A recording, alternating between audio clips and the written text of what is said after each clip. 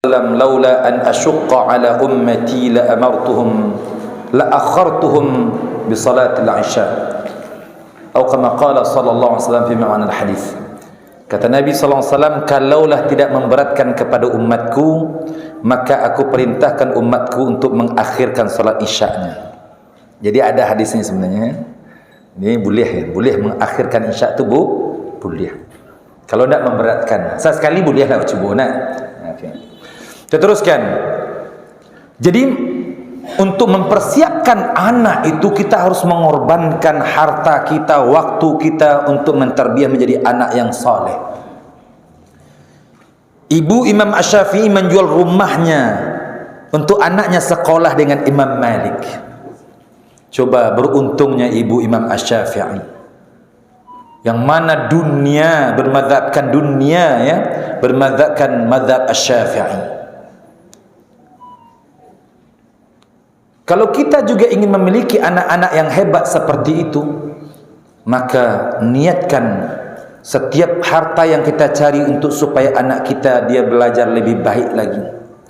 Sebab rupanya memang sekolah-sekolah Islam itu mahal. Masuk sekolah Al-Azhar saya sekarang ni kalau di Jakarta tu 35 juta. Sekolah SD. Masya Allah. Ada yang mengeluh, Ustaz, kok sekolah-sekolah Islam tu mahal-mahal, Ustaz? Tu takana dia ambil ayat Al-Quran, ya. Rupanya sarwu tu ndak murah lah. Kecik Tuhan, am hasibtum an tadkhulul jannah walamma ya'tikum mathalul ladzina khalu min qablikum massathumul ba'sa'u wad-dharra wa zulzilu hatta yaqula ar-rasulu wal ladzina amanu ma'ahu mata nasrullah ala inna nasrallahi qarib. Apakah kamu menyangka masuk surga aku itu mudah? Kata Allah, enggak. Mahal surga aku itu, kata Allah. Sampai kamu diuji, digoncang, ya, dengan kesusahan, kesempitan. Mengeluarkan piti itu kan susah loh tuh, ya. Tapi jangan sampai membayar internet sebulan sekian, tapi membayar anak mengaji 10.000, 15.000, bareknya minta ampun, innalillahi wa inna ilaihi rajiun. Ya. Kalau bisa internet sampai ratus ribu sebulan, kau magi guru mengaji 10.000. Kalau di kampung-kampung kasih kau mungkin lebih tinggi nah. Di kampung-kampung tu 10.000 tu pun susah. Padahal kata Nabi sallallahu alaihi wasallam, orang yang paling berhak untuk mengambil upah dalam kerjanya itu seorang guru mengaji, mengajarkan Al-Quran. Dia yang paling utama untuk mengambil upah daripada upah mengajinya. Ikut guru mengaji Al-Quran suruh lo ikhlas je lah je. Ndak ikhlas lo ustaz tu dah. Ya Allah. Bu, masuk sarugo tu ikhlas tu maksudnya ndak gratis doh Bu Pak. Dalam Islam ndak ada ikhlas tu yang gratis doh. Seluruh amalan yang kita laksanakan pasti dibayar oleh Allah Subhanahu wa taala. Dan bahkan Nabi sallallahu alaihi wasallam senantiasa memberikan semangat kepada sahabatnya untuk beramal. Kata Nabi sallallahu alaihi wasallam satu hari, siapa yang berani menghadap Raja Rom? Raja Rom itu kan kasar. Untuk menyampaikan surat Rasulullah sallallahu alaihi wasallam, anu aja sahabat seluruhnya. Kata Nabi sallallahu alaihi wasallam, siapa yang berani menghadap Raja Rom? Anu lihat.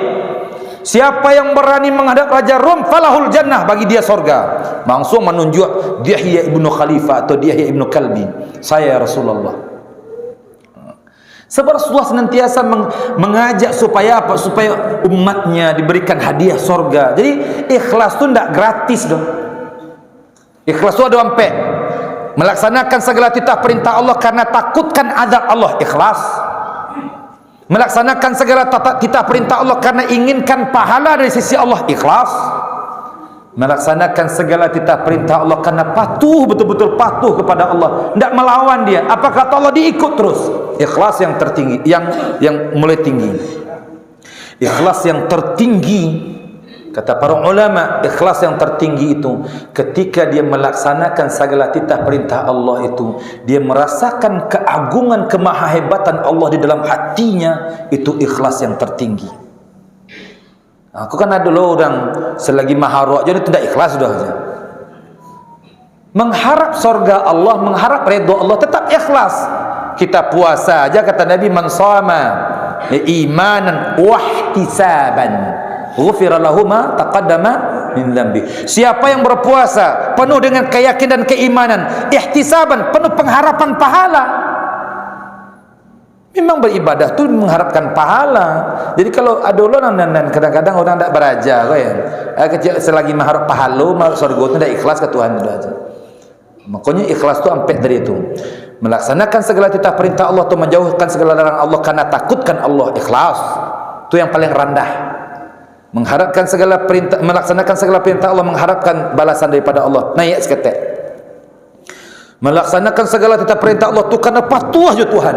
Wa may yuti'illaha wa rasulahu faqad faza fawzan 'azima. Siapa yang patuh kepada Allah dan Rasulnya, telah mendapatkan kesuksesan yang besar, kemenangan yang besar. Dan yang tertinggi, siapa yang melaksanakan segala titah perintah Allah, merasakan keagungan dan kemahahebatan Allah di dalam hatinya, kemahabesaran Allah, itu ikhlas yang tertinggi. Malunya lah azannya, malunya ke Tuhan kalau tidak bergeraknya. Bahkan orang-orang yang tinggi rasanya je Tuhan, alun azan lainnya lah mempersiapkan dirinya kepada Allah. Oh, itu hebat. Azannya itu maksudnya kalau mematuh tidak ada kerajo, kalau macam tidak musafir, itu kan beda. Ya, kalau musafir latih atau penyakit tua lah yang nyanyuk pikun, itu lain lah hukumnya tu. Tapi kalau nyo tiap hari kebiasanya, tapi nyo akan mempersiapkan setengah jam sebelum azan, nyolah siap ke masjid, nyolah di masjidnya. Allah pun akan bermuamalah seperti nyo. Idza qataraba 'abdun bisyibrin iqtarabtu ilaihi dhira'an, wa idza qtaraba ilaihi dhira'an iqtarabtu ilaihi ba'an, wa idza qtaraba ilayya ba'an iqtarabtu ilaihi masyan, wa idza qtaraba ilaihi masyan iqtarabtu ilaihi jariyan. Kecek Tuhan. Kalau mendakik seorang hamba tu sejengkal, aku satu hasta. Mendakik seorang hamba tu satu hasta, aku satu depa. Mendakiknya berjalan, aku berlari, kata Allah. Coba bayangkan. Kan tergantung kita, kan? Kalau ingin Allah cepat menyelesaikan masalah kita, ingin cepat Allah Subhanahu wa taala mengabulkan permintaan-permintaan kita, tentu kita bermuamalah kepada Allah seperti Allah bermuamalah kepada kita. Okey, terus. Anak yang soleh harus kita didik batu-batu, jangan dibiarkan, carikan guru yang terbaik. Kemarin ambo di Atambua, ya, Ramadan yang lalu di Atambua, 15 hari Ramadan yang terakhir. Oh, Masya Allah, jemaahnya hampir sama lah, isinya jemaah Masjid Ar-Rasul. Kami i'tikaf 10 malam terakhir tu lebih kurang dalam 300 orang. Ya, kami i'tikaf 10 malam terakhir. Sebab kami solat malam menangis kami ke Tuhan. Solat sunat taubat kami, solat sunat hajat kami. Allahu akbar. Dan yang paling banyak anak-anak. Ya, anak-anak, subhanallah, anak-anak kecil, remaja, remas ni kalau saya namanya remas, remaja masjid Atambua, masya-Allah. Diantaranya ke bandara ambo sampai 10 orang jumlahnya. Mantan ustaz ke bandara. Kecil mau 2 orang 3 orang salahnya. Tak, kami sampai 10 orang mantan ke bandara. Kadang-kadang kecil mau mengalut ramai bandar kok. Tapi memang semangatnya untuk beribadah, semangatnya untuk menghormati orang yang berilmu tu hebat. Sehingga Allah muliakan. Satu perkara yang ambo rasakan hebat di situ, orang-orang kayu di Atambua itu, inyo mengeluarkan pitihnya untuk mendatangkan guru terbaik untuk anak-anaknya. Dicarinya guru yang paling fasih di Jakarta atau di Bogor tu, dibayarnya, diongkoskannya untuk supaya anak-anaknya hebat. Yang ketiga, mushaf Al-Quran yang nyewakafkan. Kalau seandainya wakafkan Al-Quran, maka kalau ada orang membaca Al-Quran sampai khatam Al-Quran, maka orang yang mewakafkan mendapatkan pahala setiap huruf sampailah khatam orang tu daripada Al-Quran yang dibacanya. Ambo diminta dia murid ambo, ustaz tolong balikan 30 mushaf Al-Quran di Madinah ko, bagi 5 buah di Madinah, 5 buah di Makkah. Ambo bali, ambo letakkan di dalam Masjid Nabawi dan Masjidil Haram. Rupanya subhanallah, orang-orang yang memberasihan musaji itu tiap hari ko ditukarnya, yang di bawah tu di atasnya di atas. Yang di bawah dia tak di atas. Rupanya orang membaca Al-Quran yang diwakafkan itu keseluruhan tiap hari. Subhanallah. Jadi ada pahala yang mengalir setiap hari ketika mushaf Al-Quran itu kita wakafkan. Maka berlomba-lombalah mewakafkan Al-Quran. Beli Al-Quran yang terbaik, rancaknya. Nah, kini kau ada kan, ada lo di kami ya, anggota daram. Bukan anggota daram, ya Dairah Tominang. Ya ada Al-Quran Dairah Tominang. Ya, rancak Al-Qurannya, wakafkan. 5 Al-Quran ke anak tahfiz. Kalau hafiz Al-Qurannya, baranya hafal tiap hari, membaca tiap hari, mengalir pahalanya ke kita ke dalam kubur. Ketika hidup dan kadang ketika meninggal, ketika berada dalam kubur. Yang keampe au masjid dan bana, atau masjid yang nyobina, yang bangun. Aku masjid awak kini kau. Jangan tunggu lo ya Allah bersedekah tiap Jumaat kau yang 2000 tahun je. Jumaat 2000, sebulan berapa ribu baru? 8000. Habis tu ingin masuk surga Firdaus lo tu. Kan tak masuk kaji tu. Tak malu je Tuhan merokoknya. Ya, merokoknya yang begini merokok kau. Merokoknya cia rokok sabuk rokok 25.000. Ya. Ini sedekah Jumaat 2000. Allah. Jangan sampai tegah tu. Allah Subhanahu wa taala menjanjikan, in tuqridullaha qardan hasana fayudha'ifahu lahu ad'afan katsira. Siapa yang memberikan pinjaman kepada Allah, maka Allah akan mengganti pinjaman itu dengan pemberian yang jauh lebih baik. Oh, itu janji Allah tu. Wa ma anfaqtum min syai'in fahuwa yukhlifuh. Apa saja yang kamu infakkan di jalan Allah, Allah akan ganti dengan yang lebih baik. Wa huwa khairur raziqin. Sebab dialah maha terbaik untuk dalam memberikan rezeki. Makanya jangan hinakan Allah. Ketika bersedekah tu jangan dianggap Tuhan tu tidak akan mampu membayar dengan yang lebih baik. Kata Gus Baha apa? Orang Islam ni kenapa dia menghinakan Tuhannya? Seolah-olah Tuhannya itu tidak mampu mengayakan dia. Padahal dia memiliki Tuhan yang maha kaya. Huwal ghani, dia yang maha kaya. Huwal mughni, dia yang mengayakan makhluknya. Makanya jangan hinakan Allah. Tidak ada seorang yang menginfakkan hartanya yang Allah miskinkan, Allah akan tambah-tambahkan. Apatah lagi ya Allah, bangunan-bangunan ini akan menjadi saksi terus berapa banyak orang yang datang. Kalau seandainya Ustaz Abdul Samad datang ke sini, Ustaz Zulkifli Muhammad Ali datang ke sini, Ustaz Hadi Dayat datang ke sini, tiap Jumaat bu, kurangkan make up tu seketik bu. Tiap Jumaat agian ke suami ko duit make up ambo untuk bulan ko ambo kurang 50.000 untuk wakaf ayah ambo yang sudah meninggal. Agian ke suami tengah tu. Biasanya make upnya sebulan tu sampai 100.000. Dia agiannya 50.000 ke suaminya. Tentu suaminya ketika istri tengah tu tentu tak mau kalah lo nyerah. Bang, ikut untuk ayah ambo bang 50.000 ayah ambo yang meninggal tu. Suami pun mengeluarkan pitihnya 50.000, 100.000. Kalau 100.000 tiap Jumat 100.000 jumlah orang yang salat di Masjid Ar-Rasul ko 200 orang atau 300 orang kali 100.000 30 juta. Kalau sebulan kali empek salah saya capek. Bisa main bau ustaz yang hebat-hebat internasional lagi sama main bau mak. Makanya beranilah dengan Allah. Jangan hinakan Allah. Berani dengan Allah yang maha kaya. Allah sudah menantang kita, ditantang oleh Tuhan. In tuqridullaha qardan hasana. Kalau kamu memberikan pinjaman yang terbaik kepadaku, aku bayar dengan yang lebih baik, kata Allah. Kan tantangan Allah tu. Jangan sampai wa anfiqu mimma razaqnakum min qabli an ya'tiya ahadakumul maut fayaqula rabbi laula akhartani ila ajalin qarib fa asaddaqa wa akum minas salihin fa asaddaqa wa akum minas salihin. Infakkanlah harta yang telah Allah berikan, maksudnya Allah rezekikan kepadamu sebelum datang kematian kepada seseorang. Lah kamam fasayu manfisu manfus, ya lah kamam puih lah, manfus tu bahasa Arab ya. Kal ihnil manfush, ya, kal ihnil manfush. Manfush tu berterbangan, ya.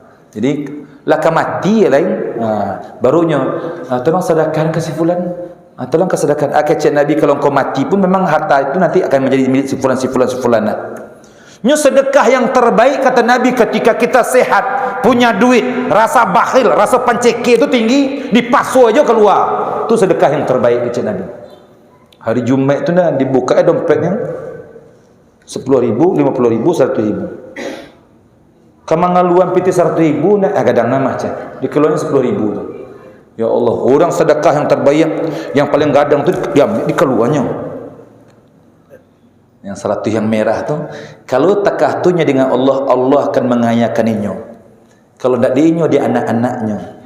Ambo bersobok dengan seorang, ya, orang kampung ambunya memang dihinolah di masyarakat, misalnya nyo miskin lah. Tapi ibu yang induknya tu senantiasa kalau dapat pitihnya sebagian untuk surau, dari bagi-baginya pitihnya tu sebagian untuk pondok pesantren.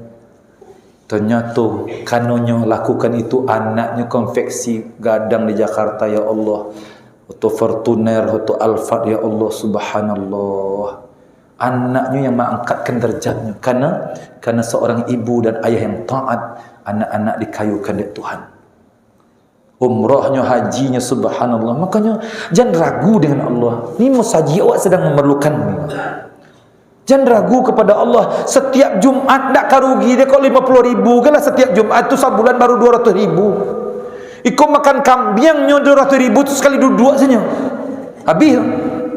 Makannya makanan lama tu 200.000 tu habis sekali duduknya tu, besok pagi lah dibuang lah.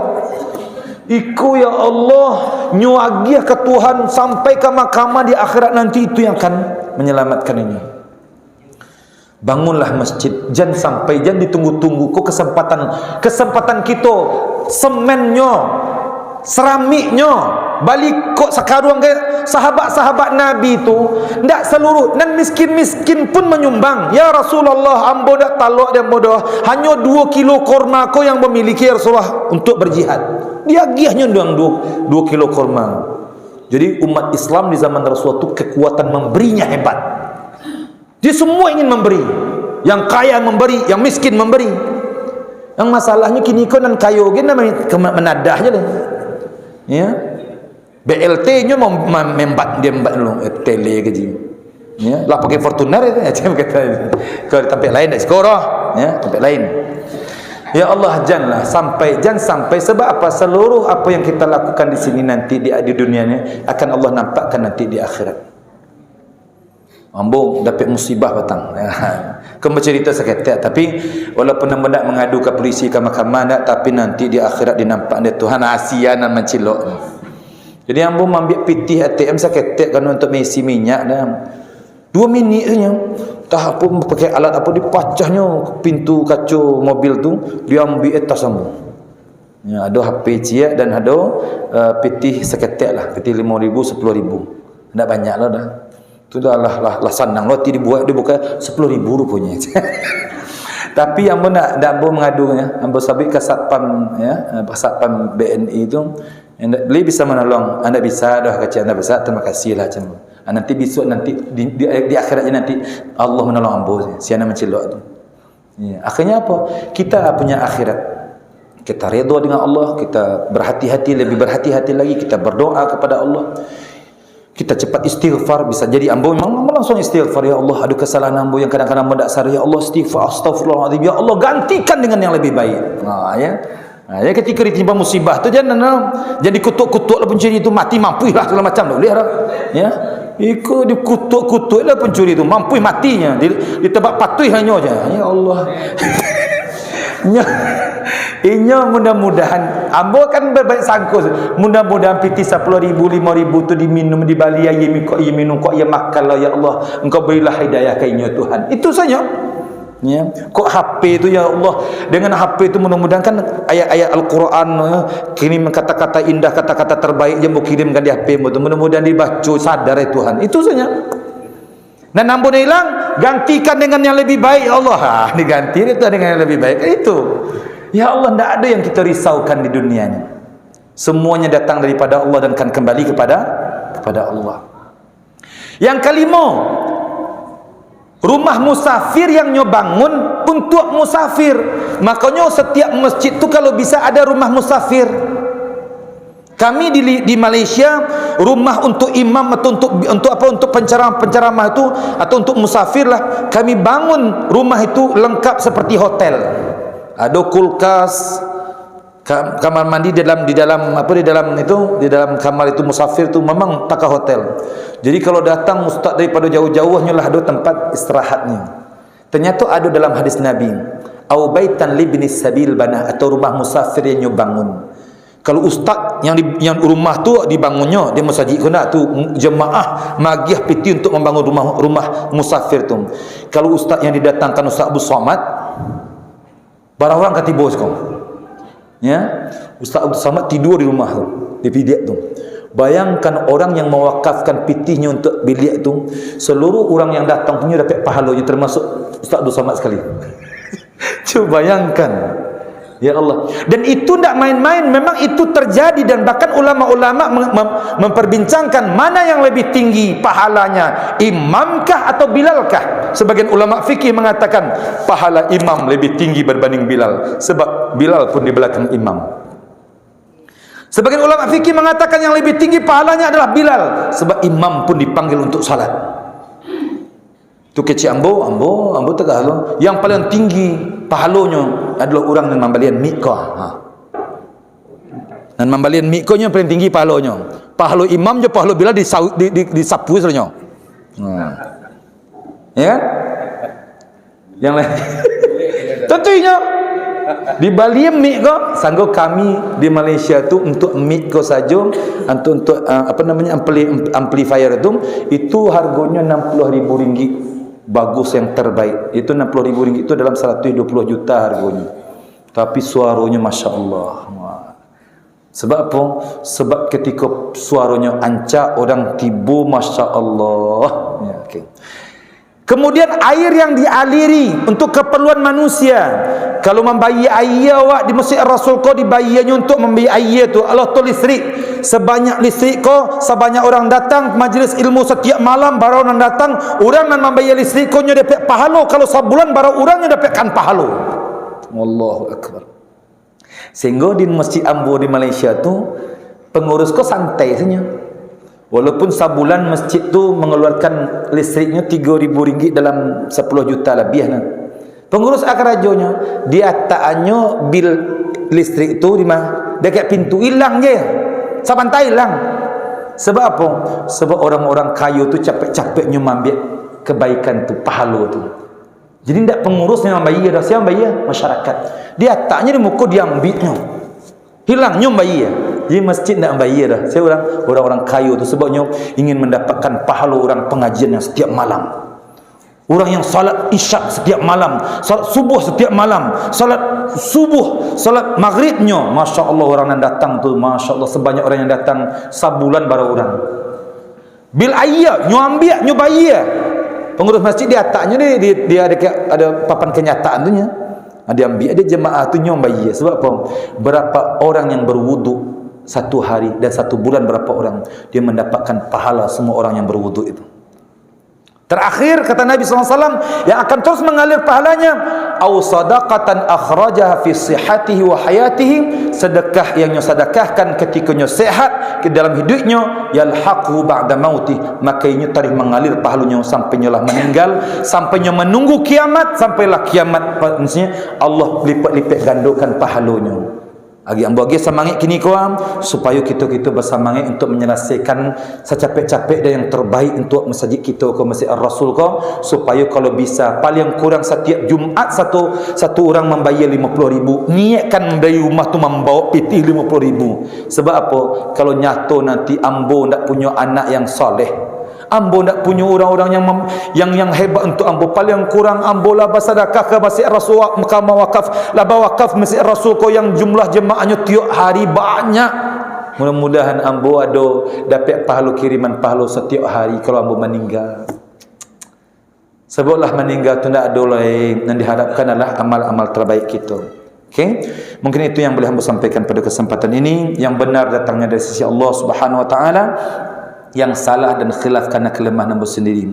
Jadi 7 perkara hadis yang diriwayatkan oleh Ibnu Majah, 7 perkara yang akan mengikuti kita walaupun kita sudah meninggal, walaupun ketika masih hidup maupun setelah meninggal, pahalanya tetap mengalir. Pertama, yaitu ilmu yang diajarkan, yang disebarkan. Yang kedua, anak yang saleh yang ditarbiyah. Yang ketiga, mushaf Al-Quran yang diwakafkan. Yang keempat, musajid yang dibangun. Yang kelima, rumah musafir yang dibangun. Dan keenam, air yang dialiri untuk keperluan manusia, mandi, wuduk, segala macamnya, untuk minumnya. Dan yang ketujuh, sedekah yang keluarkan ketika sehat, hidup, dan itulah yang akan terus mengalir pahalanya sampainya meninggal, sampailah menunggu kiamat terjadi. Mudah-mudahan kita mampu untuk melaksanakan 7 amalan ini, termasuk ambo yang mengecek. Mudah-mudahan kita mampu untuk mengamalkannya, dan jadilah seorang pembicara yang mengamalkan apa yang dibicarakan, dan jadilah pendengar, ambil yang terbaik daripada apa yang didengarkan.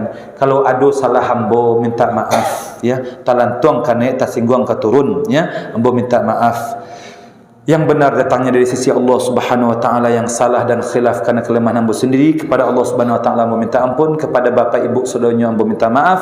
Kita tutup dengan subhanakallahumma wa bihamdika asyhadu an la ilaha illa anta astaghfiruka wa atubu ilaik. Wal 'asr innal insana lafi khusr illa alladhina amanu wa 'amilus solihat wa tawassaw bil haqq wa tawassaw bis sabr. Wabillahi taufiq wal hidayah wal ridha wal 'inayah. Wassalamualaikum warahmatullahi wabarakatuh.